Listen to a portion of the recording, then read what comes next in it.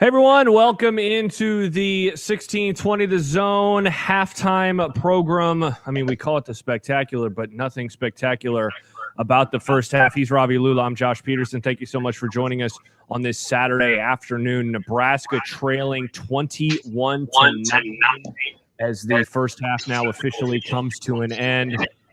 Ravi, there is a lot to talk about in this one. The spot that I want to begin, though, is with Adrian Martinez. Finished the first half 6 of 14, only 62 yards, had 4 carries for -8 yards, and of course, one of those was a sack. His long rush today is 1. He does not look like the Adrian Martinez that we have seen really at all this season, let alone the last couple of weeks when he was able to move the ball kind of at will versus both Northwestern and Michigan.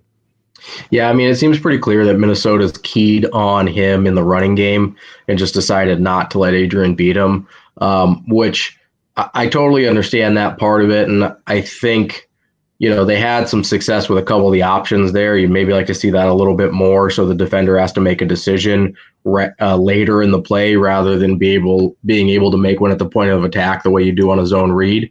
But outside of that, what concerns me the most is that the incompletions aren't close. We've seen some really, really bad balls from Adrian, and it started on the first drive of the game. There were 2 that were way over Austin Allen and Oliver Martin, and Oliver Martin was really open and had a little bit of room to run on it.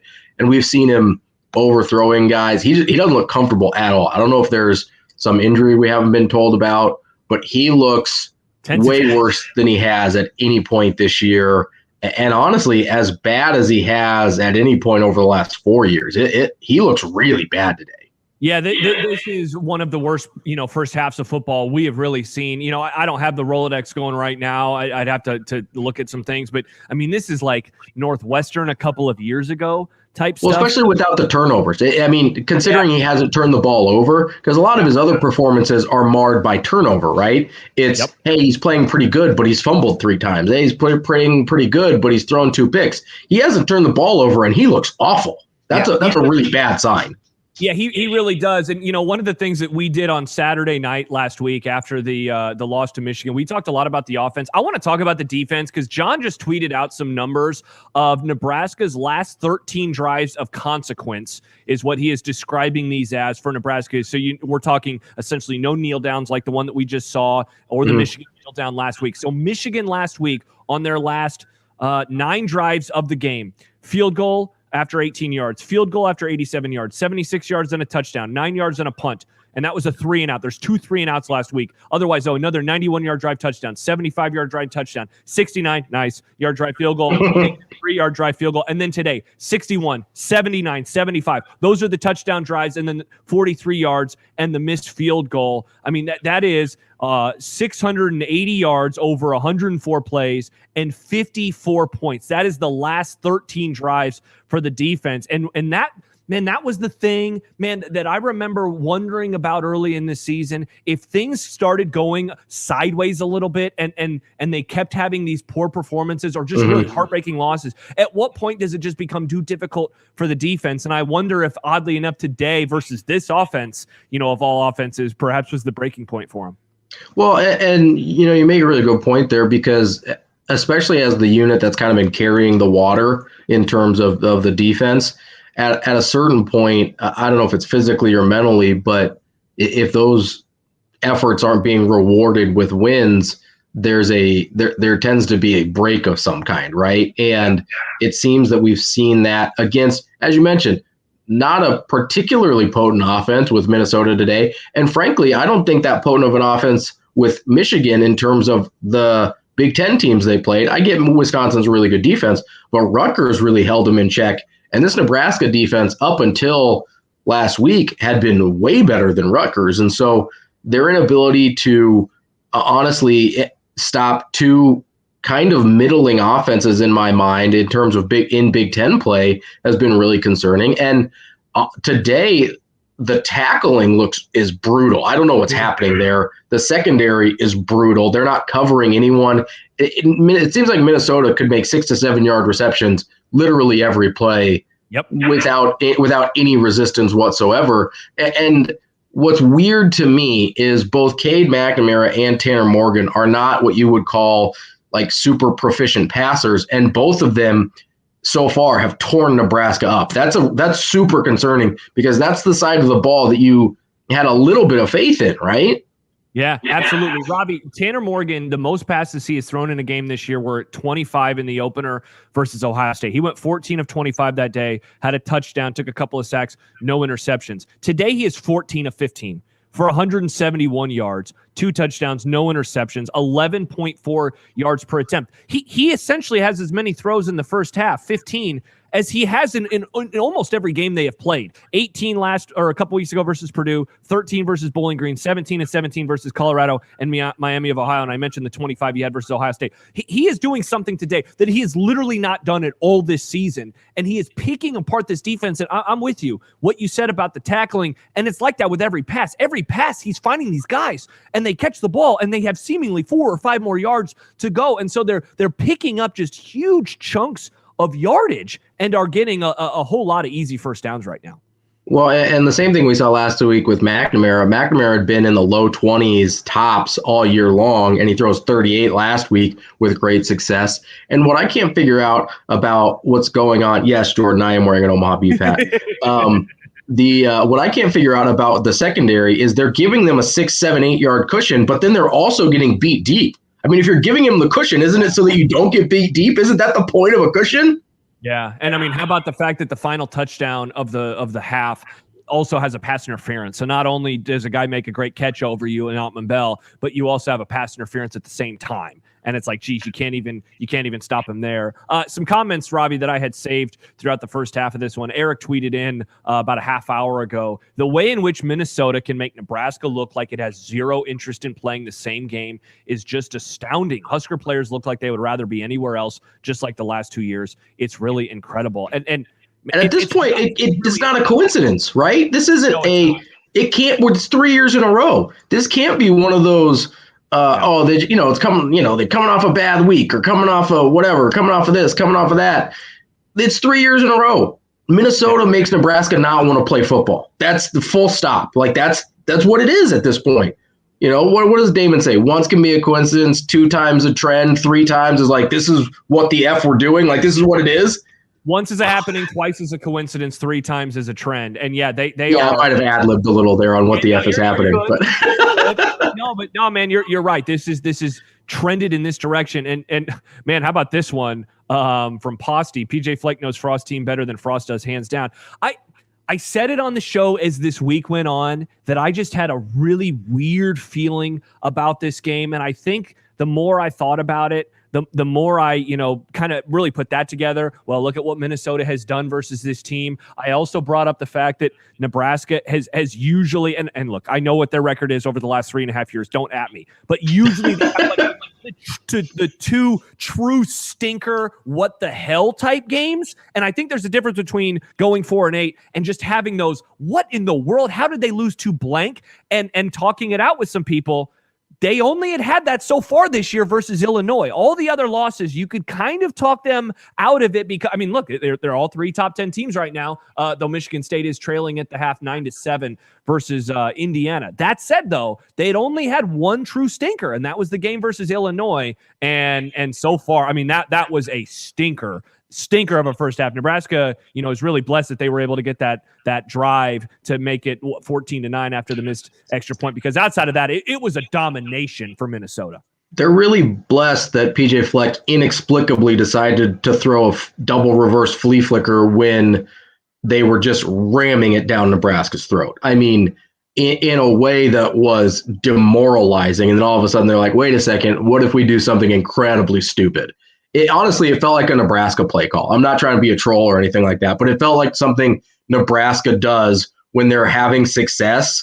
And then they're like, wait a second, what if we try something that has an incredibly low success rate and not that high of a reward? Let's do that. That's what Minnesota did. And that's honestly the only reason Nebraska's in the game, because nothing else we've seen has given the indication that Nebraska was going to stop them on that drive if they didn't do that. Right? I mean, we're probably looking at 28-3, maybe 28-6 or 10, but yeah, they would have scored on that drive. I have no doubt in my mind. And it's because of PJ Fleck's Wanting to go ridiculous. Yeah, he was going for the kill shot. He was going. He was going for the murder shot, man. I would say there's a different term. Yeah. There's a different term that's more humiliating that I felt like he was going for. That I think he was trying to embarrass him. Honestly, that's the only people on Twitter kind of suggest that to me. That's the only thing I can think of. That's the only thing that makes even a little bit of sense. He was trying to embarrass Nebraska. Yeah, Matthew, he was the one bastion of positivity so far in the comment section. This game is 4 quarters remain calm. Or Robbie, we're basically at about halfway through our halftime program. What are you looking for in the second half? I mean, Adrian, certainly whatever is going on with him, you wonder what the offense is going to be able to do. I mentioned it at the start: 6 of 14, 62 yards passing, 4 carries, -8 yards. Of course, that's because of a sack. But even outside of that, he does not look comfortable running the football right now.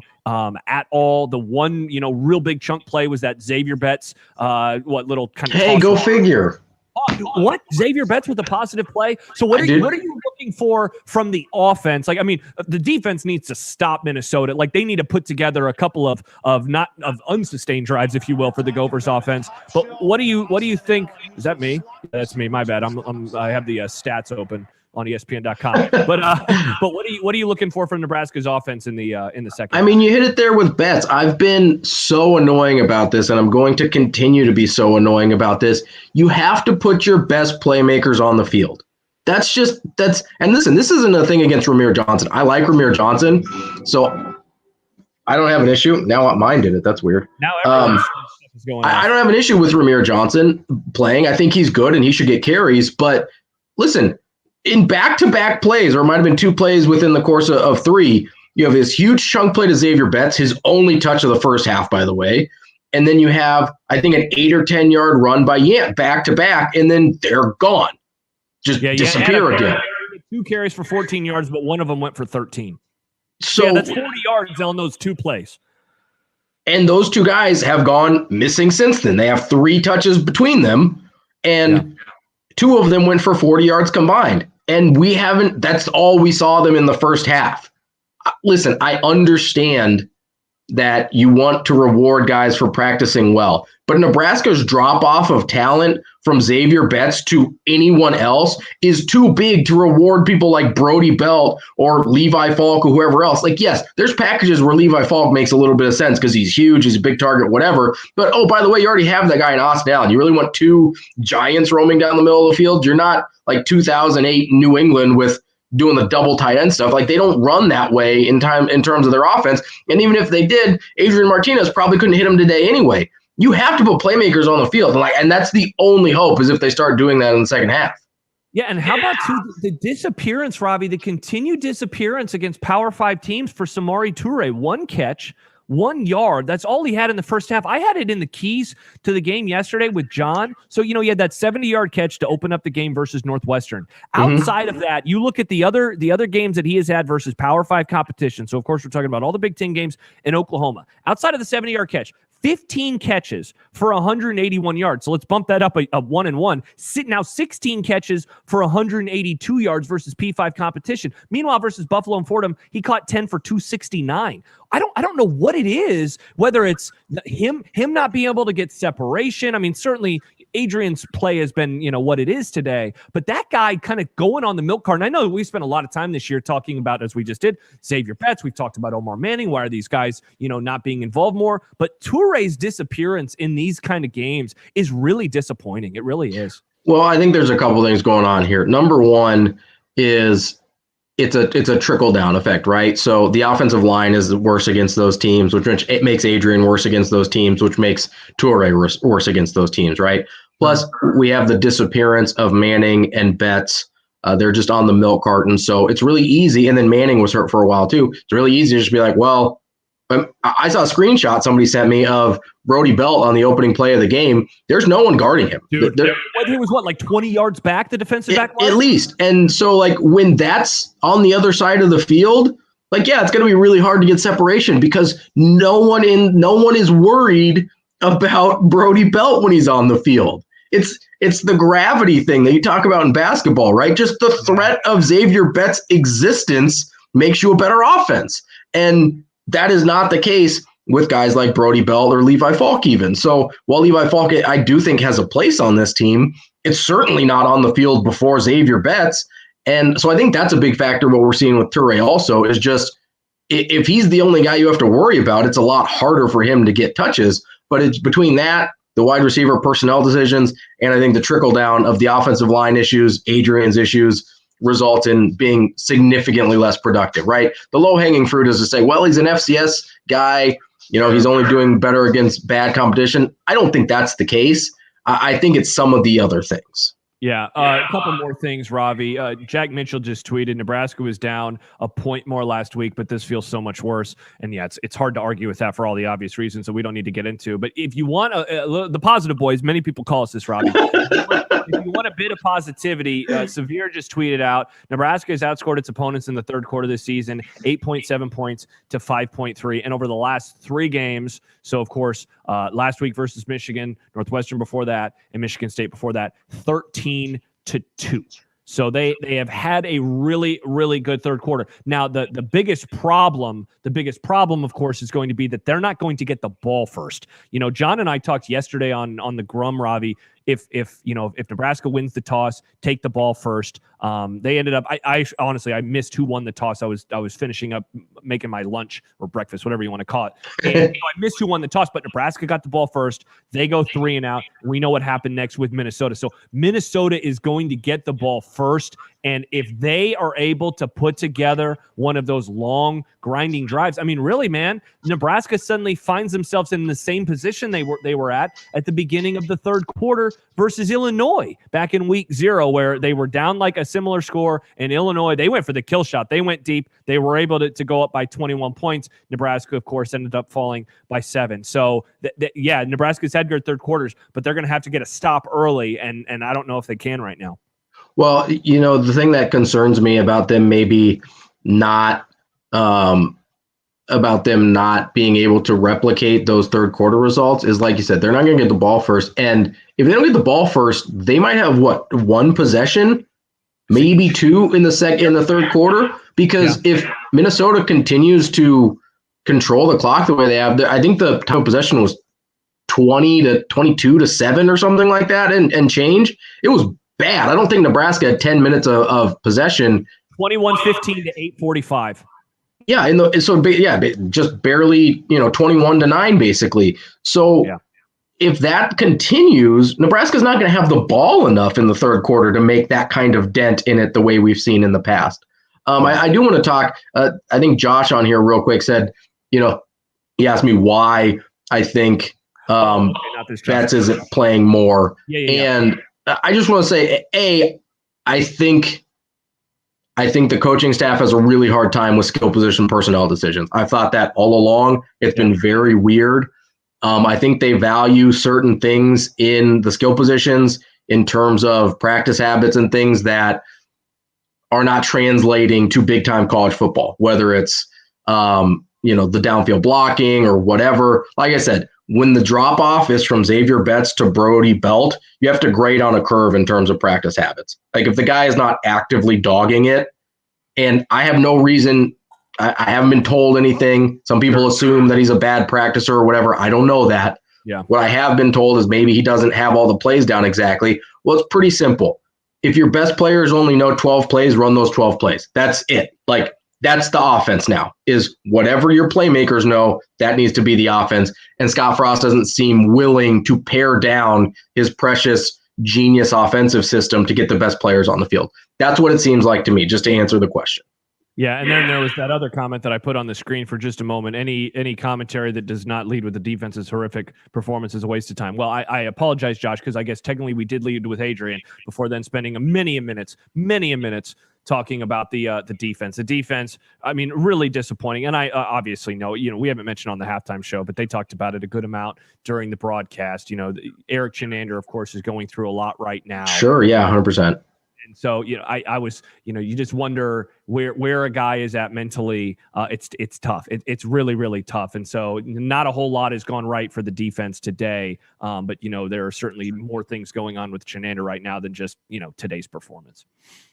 Yeah, for sure. And obviously you feel for Eric Chinander and his family and everything like that.